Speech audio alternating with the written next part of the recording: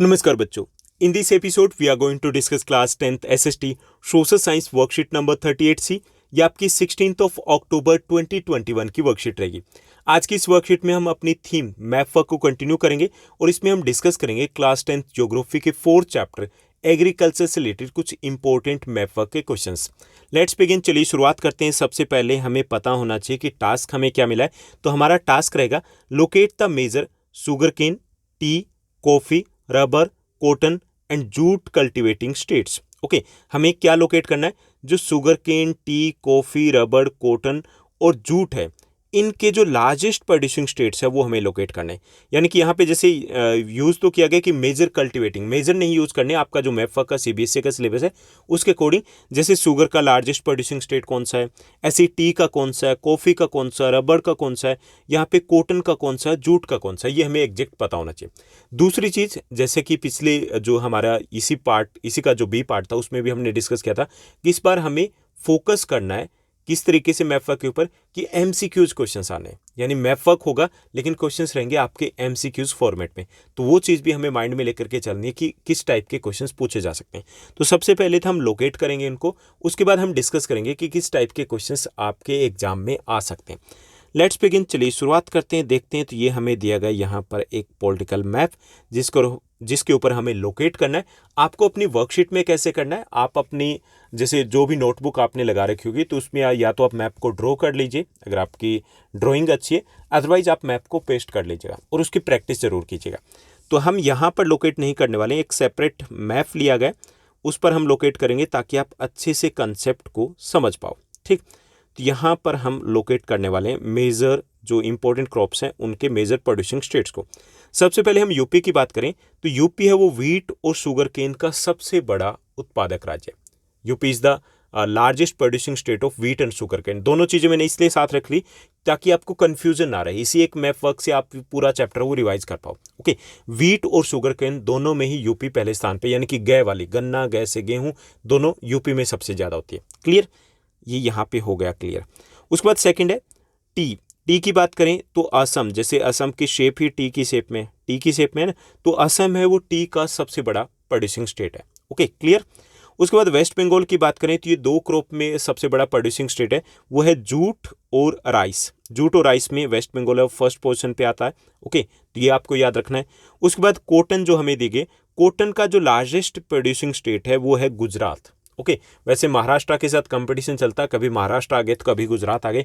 At present की बात करें तो Gujarat largest cotton producing state है, तो ये आपको अच्छे से पता होना चाहिए।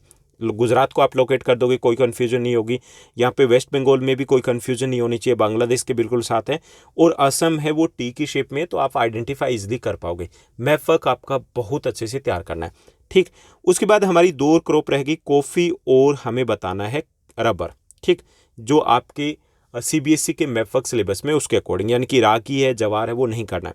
तो कॉफ़ी कैसे कर्नाटका कॉफ़ी का लार्जेस्ट प्रोड्यूसिंग स्टेट है और रबर का जो लार्जेस्ट प्रोड्यूसिंग स्टेट है वो है आपका केरला। ओके, तो यहाँ एक बार फिर से देखिए, केरला रबर का सबसे बड़ा प्रोड्यूसिंग स्टेट है, कर्नाटका कॉफ़ी सबसे ज़्यादा यहीं पर होती है, वेस्ट बंगाल में जूट और राइस सबसे ज़्यादा होता है, गुजरात में कॉटन सबसे ज़्यादा होता है। ओके, और उसके बाद हमें तीन और क्रॉप की बात करनी है। व्हीट और शुगर केन की बात करें तो UP is the largest producing state of wheat and sugar cane, दोनों में पहले स्थान पर आते हैं, और टी में असम पहले स्थान पे आते हैं। ठीक, तो ये हो गए कि हमें कहाँ पर लोकेट करना है।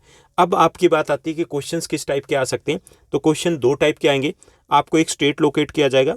ओके, उसके बारे में हिंट दिया जाएगा, this one is the largest producing state of T. अब आपको पता होना चाहिए कि ये कौन सा स्टेट है, असम, तब आप लिख पाओगे ना। पहले आपको क्वेश्चंस का आंसर पता होना चाहिए। दूसरी चीज, सेकंड ऑप्शन ये होगा कि आपको ये लोकेट किया जाएगा कि the place marked with the point A और बी इज असम। आपको पहले से ही बता देंगे कि भाई ये असम है। अब आपको क्या बताना है, आपको ये बताना है कि this state is the largest producing state of which crop. Okay, तो कौन सी क्रॉप का ये सबसे बड़ा उत्पादक राज्य है, तो ये हमें पता होना चाहिए। तो दोनों वे से आपको एग्जैक्टली पता होना चाहिए। ओके, इसी टाइप से इसके अलावा कोई थर्ड वे नहीं हो सकता मैप वर्क क्वेश्चंस को पूछने का। तो इजी रहेगा, यानी 22 पॉइंट्स बनते हैं टोटल आपके 3 चैप्टर्स में से। टर्म 1 में 22 पॉइंट्स से उनके 44 क्वेश्चंस बन सकते हैं, यानी कि घुमा करके भी अगर पूछा जाए तो इनको अच्छे से प्रैक्टिस करनी है।